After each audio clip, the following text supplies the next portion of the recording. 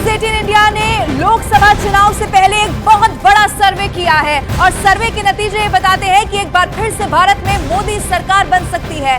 518 लोकसभा सीटों पर किए गए सर्वे के आधार पर जो ट्रेस सामने आए हैं उसके आधार पर 543 सीटों के नतीजों का अनुमान है। वो ये बताता है कि अगर आज चुनाव कराए जाए तो बीजेपी समेत एनडीए का आंकड़ा 400 के पार चला जाएगा और ये 411 के आंकड़े को भी छूता हुआ दिख रहा है। वहीं इंडिया को 105 सीटें मिलती हुई नजर आ रही हैं। ये ब्रेकिंग न्यूज आपको बता रहे हैं, मेगा ओपिनियन पोल के आंकड़े क्या कहते हैं। अगर आज देश में चुनाव हो जाए तो 400 पार एनडीए दिखाई दे रही है। 411 का आंकड़ा छूते हुए इंडिया गठबंधन की स्थिति क्या है ये भी आप देख लीजिए। 105 सीटें इंडिया गठबंधन को जाती हुई इस ओपिनियन पोल में, मेगा ओपिनियन पोल में अन्य के खाते में 27 सीटें आ सकती हैं अगर आज चुनाव करा दिए जाए। लोकसभा चुनाव के लिहाज से बहुत बड़ा ओपिनियन पोल। अब एक तरफ भारतीय जनता पार्टी के खेमे में न्यूज़ 18 के ओपिनियन पोल के नतीजों से उत्साह देखने को मिल रहा है तो दूसरी तरफ विपक्षी खेमा बटा हुआ सा दिखाई दे रहा है। मैं समझता हूं कि कांग्रेस का डूबता हुआ जहाज है। कांग्रेस भी इस बात को जानती है कि आज देश के प्रधानमंत्री ने जिस हिसाब से पूरे देश में नहीं पूरे विश्व के अंदर में जो नाम कमाया है और देश का नाम सम्मान बढ़ाया है, मैं समझता हूँ इससे बड़ी बात हो नहीं सकती। देखिए, मैं समझता हूँ बड़े नेताओं को पता है बेइज्जती कराने से तो घर में इज्जत बचाया जाए तो ठीक है, और वो कहीं ना कहीं उन्होंने मामला ऊपर कर लिया होगा अपने शीर्ष नेतृत्व से कि हमें रहने दो, हमें चुनाव मत लड़ाओ, नहीं तो और पार्टी की बुरी बेइज्जती हो जाएगी। इसके लिए माननीय राहुल गांधी जी को और माननीय अखिलेश यादव जी को, एनडीए को धन्यवाद देना चाहिए कि आज इन्हीं दो नेताओं की वजह से एनडीए उत्तर प्रदेश में 77 सीटें हासिल कर रही है, क्योंकि इनकी नाकामी ने एनडीए को 77 सीटों की बढ़त ओपिनियन पोल में दिलाई है। और मैं ये जानता हूँ, ये दावे के साथ कहता हूँ, इनकी नाकाबिलियत और इनकी नाकामी उत्तर प्रदेश के अंदर भारतीय जनता पार्टी को 80 में से 80 दिलाएगी। किसी भी हालत में इंडिया को, यानी कि हमारे महाविकास गठबंधन को विद्यमान बीजेपी लेड एनडीए से ज्यादा सीटें मिलने में कोई दो राय नहीं है, कोई मतलब कोई शंका ही नहीं है। तो नेता जरूर गए हैं, लेकिन किस कारण से गए वो सब महाराष्ट्र की जनता जानती है।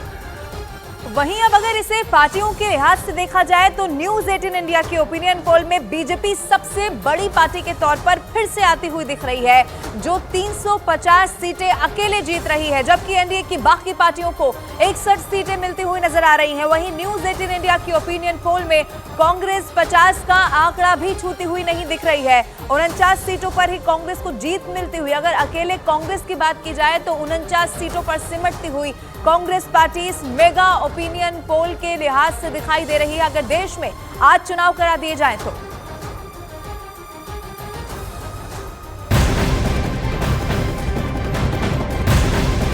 और अब एक और बड़ी खबर, सीए पर केरल के सीएम पिनराई विजयन ने कांग्रेस पर जबरदस्त हमला कर दिया है। उन्होंने कहा है कि कांग्रेस और उसके राष्ट्रीय अध्यक्ष इस मसले पर पूरी तरह से चुप हैं। वहीं उन्होंने ये भी कहा कि सीए के मुद्दे पर हम ना झुकेंगे ना चुप रहेंगे।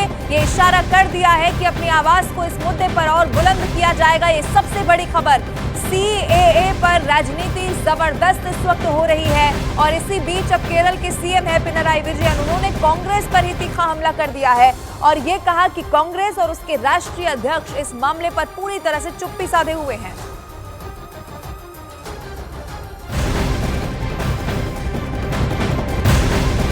और केंद्रीय गृह मंत्री अमित शाह ने सीए का विरोध करने वालों पर जबरदस्त हमला बोला है। साथ ही अमित शाह ने विपक्ष पर सीएए को लेकर भ्रम फैलाने का भी आरोप लगा दिया है और उन्होंने साफ कह दिया है कि किसी भी हाल में अब सीएए वापस नहीं होने वाला है। और एक बार फिर से देश की जनता को यह बताया कि सीए किसी की नागरिकता छीनने वाला नहीं है।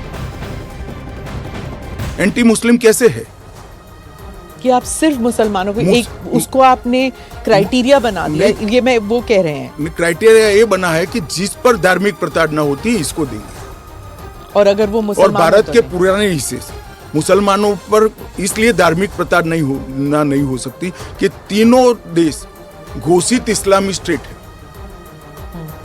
कौन करेगा धार्मिक प्रताड़ना? कौन करेगा इस्लाम के अनुयायियों के साथ? ये तीनों देश घोषित इस्लामिक स्टेट इनके नाम के अंदर है, इनके संविधान में है।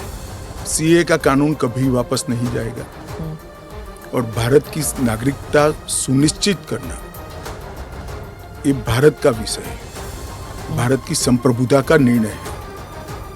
इसके साथ हम कोई कॉम्प्रोमाइज नहीं कर सकते। और अब 3 अलग अलग तस्वीरें इस वक्त आपके टीवी स्क्रीन पर ये समझाने के लिए कि सीए पर कैसे सियासत इस वक्त बहुत तेज हो चुकी है। लेकिन एक बात आप भी जान लीजिए कि अमित शाह की भी 2 टूक ये है कि सीए किसी भी सूरत में वापस नहीं होने वाला है। शरणार्थियों में भी जबरदस्त उत्साह दिखाई दे रहा है। वो लोग जो धार्मिक प्रताड़ना की वजह से अफगानिस्तान, पाकिस्तान या बांग्लादेश से हिंदुस्तान आए, अब वो जश्न मना रहे हैं। और आपको यह भी बता दें कि सीए के लागू होने से पश्चिम बंगाल का मतुआ समुदाय बेहद खुश दिखाई दे रहा है। मतुआ समुदाय के लोगों का ये कहना है कि सीए का समर्थन करते हैं और इस कानून के लागू होने से उन्हें बहुत खुशी है। सीए को लागू हुए समय हो चुका है। पश्चिम बंगाल में अभी हरिबोल की गूंज जो है हर तरफ आपको सुनाई देगी। और मतुआ समुदाय है जो बांग्लादेश से आया है, 70 के दशक में कष्ट सह करके वहां से आया है, हिंदू शरणार्थी जो कि अब पश्चिम बंगाल के कई जिलों में रह रहे हैं। हम इनसे जानेंगे सीए को लेकर के। सबसे पहले सीए को लेकर के खुशी है? हम खुशी है। आप? खुशी खुशी। आप बताइए। हाँ, हम बहुत खुशी है सीए के लेकर। सिया में हम लोग खुशी हो। सिया होता है तो अच्छा होता है। सिया होता है तो अच्छा होता है। आप बताइए। আমরা এতে সম্মতি আছে, আমরা সিয়া হলে খুব শান্তি পাবো, আনন্দ পাবো। देखिए ये कह रहे हैं कि हम लोग सब बहुत खुश हैं। इनका ये कहना है कि विरोध इसको लेकर के जो हो रहा है उसको ये नहीं स्वीकार करते हैं। इनके अंदर जो है खुशी का माहौल है। और यही तस्वीर आपको देखने को मिल रही है कि आज मंदिर में बैठ करके कीर्तन हो रहा है। विशेष तौर पर भगवान को धन्यवाद कहा जा रहा है। लोगों का ये कहना है कि हमेशा वोट के पहले ये मुद्दे उठाए जाते हैं। और ठाकुर नगर में जो मतुआ समुदाय है वो सीए का समर्थन कर रहा है। वहीं केंद्रीय रक्षा मंत्री राजनाथ सिंह ने भी सीए पर भ्रम की राजनीति करने वालों पर जबरदस्त हमला बोल दिया है। उन्होंने इस बात को साफ कर दिया है कि सीएए नागरिकता लेने वाला नहीं बल्कि नागरिकता देने वाला कानून है। जब हम लोगों ने सीएए सिटीजनशिप अमेंडमेंट एक्ट नागरिकता संशोधन कानून लागू किया, जनता को गुमराह करने की कोशिश की जा रही है। मैं असम के बहने भाइयों से मैं कहना चाहता हूं, मेरे बहनों भाइयों, यह नागरिकता का जो कानून है किसी की भी नागरिकता को समाप्त करने वाला कानून नहीं है। यह तो नागरिकता देने वाला कानून है।